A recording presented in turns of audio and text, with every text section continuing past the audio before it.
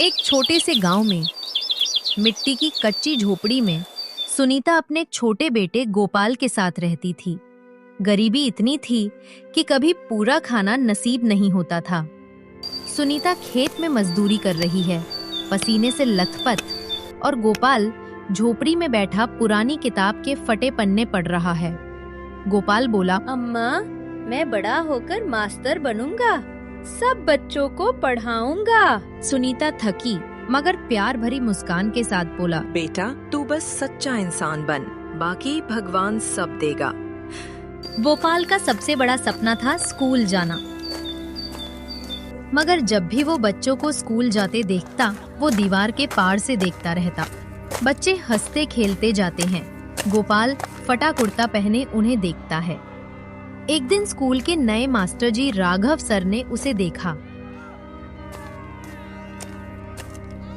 Raghav sir बोले, अरे बेटा, तुम अंदर क्यों नहीं आते? गोपाल बोला, मास्टर जी, मेरे पास फीस नहीं है और मेरा कुर्ता भी फटा है। राघव सर मुस्कुराए या बोले, बेटा, ज्ञान कपड़ों से नहीं, दिमाग से सीखा जाता है। कल से तुम भी आओ। गोपाल की आंखों में उम्मीद चमक उठती है।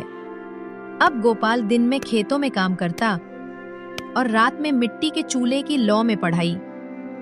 सुनीता मिट्टी का दीपक जलाती है, गोपाल कागज पर लिखता है। सुनीता बोलती है, बेटा, इतना मत थक, नींद ले ले। गोपाल बोला, अम्मा, नींद बाद में लूंगा, अभी गरीबी को हराना है। हर रात वो अपने सपनों से बातें करता और माँ उसकी दुआओं से उसे हिम्मत देती रही।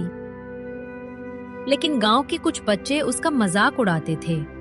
देखो देखो, फटे कुर्ते वाला स्कूल आया है। गोपाल चुपचाप सिर झुका लेता है। राघव सर बच्चों को डांटते हैं, अगर कपड़े इंसान की कीमत बताते तो रावण सबसे बड़ा ज्ञानी कहलाता। सब बच्चे चुप हो जाते हैं। गोपाल की आंखों से आंसू गिरते हैं, मगर दिल में जोश जल उठता है। पर भगवान को कुछ और हे मंजूर था। वक्त बदला पर किस्मत नहीं। एक दिन सुनीता बीमार पड़ गई। गोपाल ने स्कूल छोड़कर खेतों में काम शुरू किया।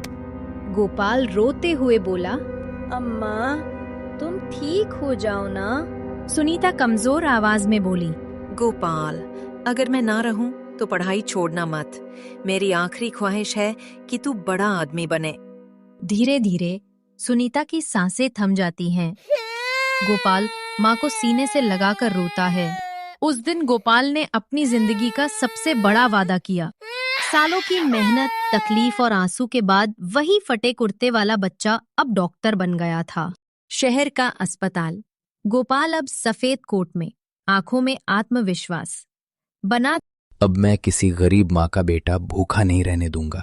वो अपने गांव लौटता है और अपनी माँ की याद में सुनीता चैरिटेबल हॉस्पिटल खोलता है। दीवार पर टंगा उसका वही फटा कुर्ता, जिस पर लिखा है, यही मेरा पहला यूनिफॉर्म था। गरीबी सपनों को नहीं रोक सकती, अगर दिल में सच्ची लगन और माँ की दुआ हो।